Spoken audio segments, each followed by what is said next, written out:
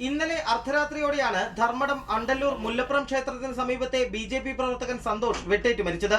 അക്രമി സംഘം സന്തോഷിനെ വീട്ടിൽ കയറി വെട്ടുകയായിരുന്നു. തുടർന്ന് ബി.ജെ.പി. ആഹ്വാനം ചെയ്ത ജില്ലാ ഹർത്താലിനിടെ അക്രമമുണ്ടായി. കണ്ണൂർ ടൗണിലെ NGO യൂണിയൻ ഓഫീസിന് നേരെ കല്ലേറും ബോംബേറും ഉണ്ടായി.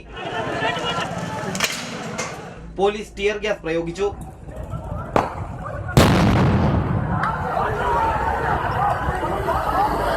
മാധ്യമപ്രവർത്തകർക്ക് നേരെയും കയ്യേറ്റം നടന്നു.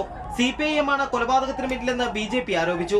ക്രിമിനലുകളെ പോലീസ് സംരക്ഷിക്കുന്നതാണ് രാഷ്ട്രീയ കൊലപാതകങ്ങൾ തുടർക്കഥയാകാൻ കാരണമെന്ന് ബി.ജെ.പി. ജില്ലാ പ്രസിഡന്റ് സത്യപ്രകാശ് ആരോപിച്ചു. പോലീസാണ് ഇവിടുത്തെ ഏറ്റവും വലിയ പ്രശ്നം ഉണ്ടാക്കുന്നത്. ഇന്നലെ ഞങ്ങളുടെ പ്രിയങ്കരനായ പ്രവർത്തകൻ സന്തോഷ് കുമാർ കൊലപ്പെടാനുള്ള കാരണം പോലീസിന്റെ ഏകപക്ഷീയമായ നിലപാടാണ്. യഥാർത്ഥ പ്രതികളെ ഉടൻ പിടികൂടുമെന്നും ജില്ലയിൽ ക്രമസമാധാനം ഉറപ്പുവരുത്തുമെന്നും റേഞ്ച് IG ദിനേന്ദ്ര കശ്യപ് പറഞ്ഞു.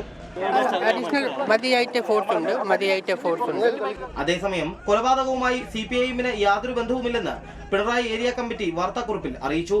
കലോത്സവ ദിനത്തിനിടെ ഉണ്ടായ രാഷ്ട്രീയ കൊലപാതകവും അക്രമ സംഭവങ്ങളും കണ്ണൂരിനുണ്ടാക്കിയ അപമാനം ചെറുതല്ല. ഇത് കലോത്സവ പ്രതിഭകളിലും ഒരുപാട് ഭീതി ഉണ്ടാക്കിയിരിക്കുന്നു. യദു നാരായണൻ, റിപ്പോർട്ടർ, കണ്ണൂർ.